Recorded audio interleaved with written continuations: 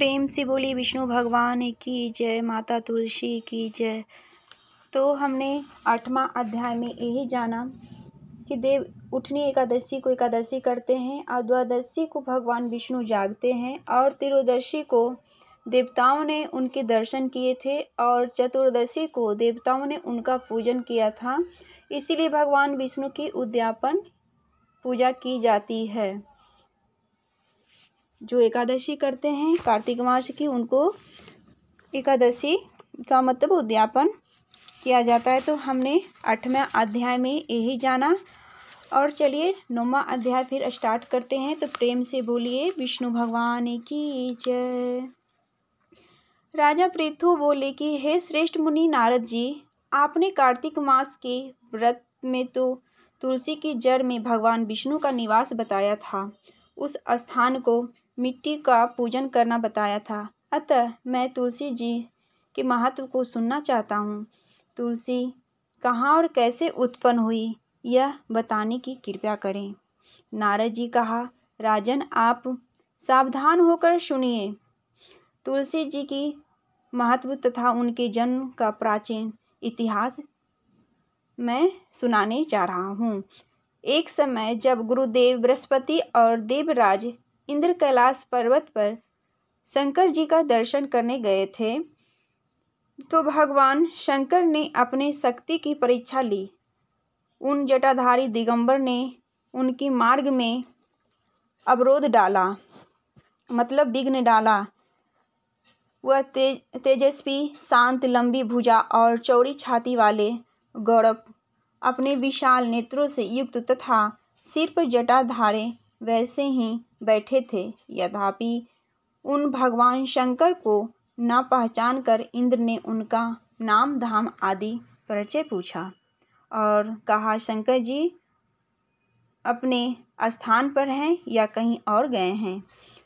उस पर उस तपस्वी ने कुछ न कहा, परंतु त्रिलोकीनाथ ने ऐश्वर्य से ग्रसित होकर इंद्र कब चुप रहते, उन्होंने क्रोध कर तेजस्वी को घूर कर कहा, अरे मैं पूछता हूँ, तू उत्तर क्यों नहीं देता? मैं अभी तुझे व्रज मारता हूँ, फिर देखता हूँ तुम मूर्छित की रक्षा कैसे करता है।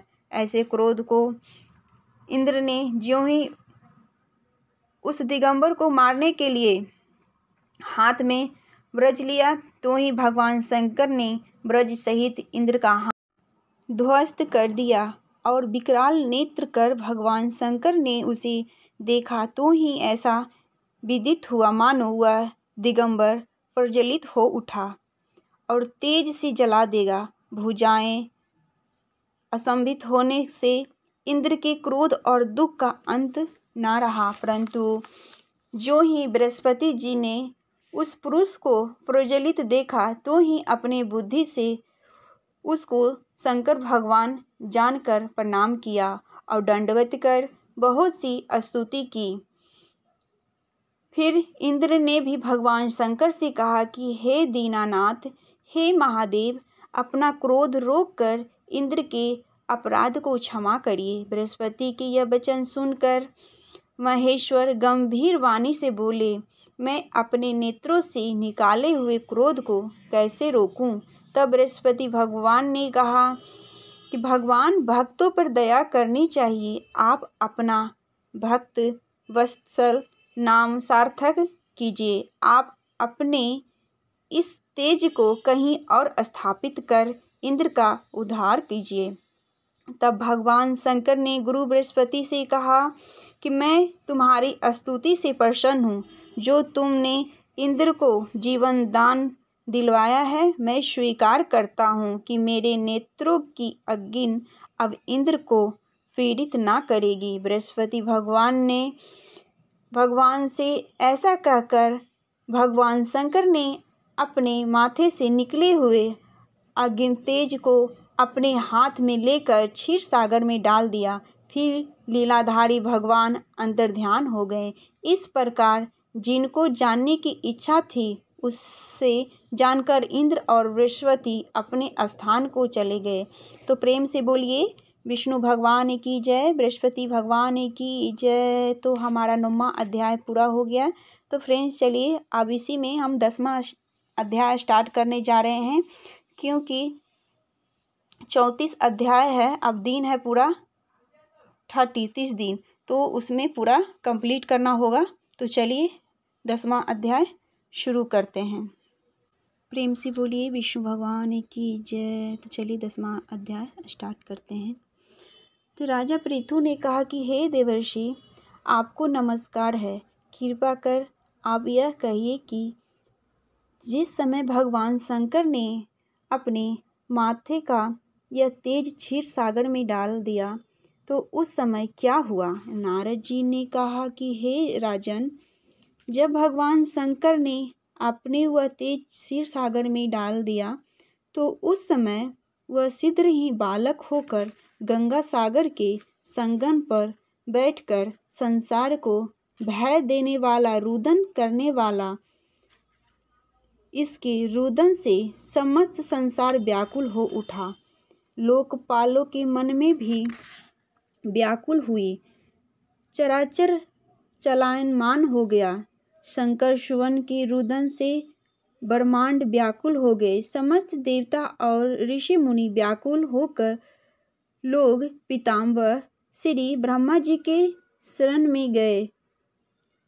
सबसे मिलकर भी ब्रह्मा जी को प्रणाम किया और स्तुति की। फिर कहा कि हे पितामह, यह तो बड़ा भयंकर समय उपस्थित हुआ है।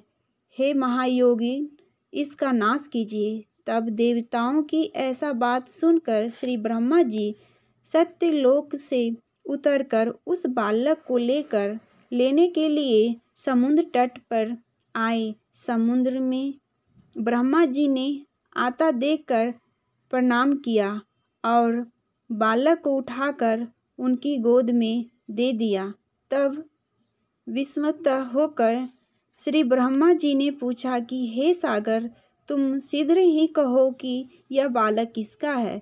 समुद्र ने निर्मलता शब्द से कहा कि प्रभु, यह तो मैं नहीं जानता, किंतु मुझे इतना आवश्यक ज्ञात है कि यह गंगा सागर के संगम पर प्रकट हुआ है। अतः ये जगत गुरु, आप इस बालक का जात कर्म आदि संस्कार कीजिए, इसका जातक फल बताइए। नारद जी कहने कि इधर तो सागर ब्रह्मा जी के गले में हाथ डालकर बार बार उनका आकर्षण कर रहा था। फिर तो उसने ब्रह्मा जी का गला इस जोर से पकड़ा कि उसे पीड़ित हो ब्रह्मा जी ने नेत्रों से आंसू टपकने लगे। किसी प्रकार से ब्रह्मा जी ने अपने दोनों हाथों को जोर लगाकर अपना गला छुड़ाया और सागर से कहा कि हे सागर, सुनो, मैं तुम्हारे पुत्र का जातक फल कहता हूँ। मेरे नेत्रों में से यह जल निकला है, इस कारण इसका नाम जलंधर होगा। यह उत्पन्न होने के साथ ही तरुण हो गया है। इससे यह सब शास्त्रों का पारगामी, महापराक्रमी, महावीर, जनाब, महायोद्धा और रणदुर्गम होगा। यह बालक सब दैत्यों का अधिपति और भगवान विष्णु को जीतने वाला होगा तथा यह कहीं भी न हारेगा। एक भगवान शंकर को छोड़कर यह सबसे माधव होगा। जहाँ से उत्पन्न हुआ है फिर वहीं जाएगा। इसकी स्त्री बड़ी पवित्रता और सौभाग्यशाली, स्वार्थ सुंदरी और परम मनोहर, मिष्टभाषिणी तथा शीलवान होगी। नारद जी कहते हैं कि हे राजन, सागर से ऐसा कहकर ब्रह्मा जी ने शुक्राचार्य को बुलाकर उनके हाथों से बालक का राजा अभिषेक करवाया और आप अंतर्ध्यान हो गए। फिर तो बालक को देखकर सागर बड़ा ही प्रसन्न हुआ और घर आ गया। कितने ही उपाय से उसका बालक पालन कर उसको पुष्ट किया। फिर कालनेप नामक असुर को बुलाकर उनका वृंदा नाम की कन्या से विधिवत विवाह करवा दिया। उस विवाह में बड़ा उत्सव हुआ। श्री शुक्राचार्य के प्रभाव से स्त्री सहित जलंधर दैत्यों पर राज करने लगा। तो प्रेम से बोलिए विष्णु भगवान की जय, माता लक्ष्मी की जय, मैया तुलसी की जय। तो हो गया हमारा 10वां अध्याय पूरा फ्रेंड्स। तो अगर मेरे चैनल पर फर्स्ट टाइम विजिट करें तो प्लीज़ सब्सक्राइब, लाइक, कमेंट ज़रूर करिएगा और अपने फ्रेंड को ज़रूर शेयर करिएगा। प्रेम से बोलिए विष्णु भगवान की जय। तो फिर लाऊंगी मैं 11वां अध्याय दूसरे दिन।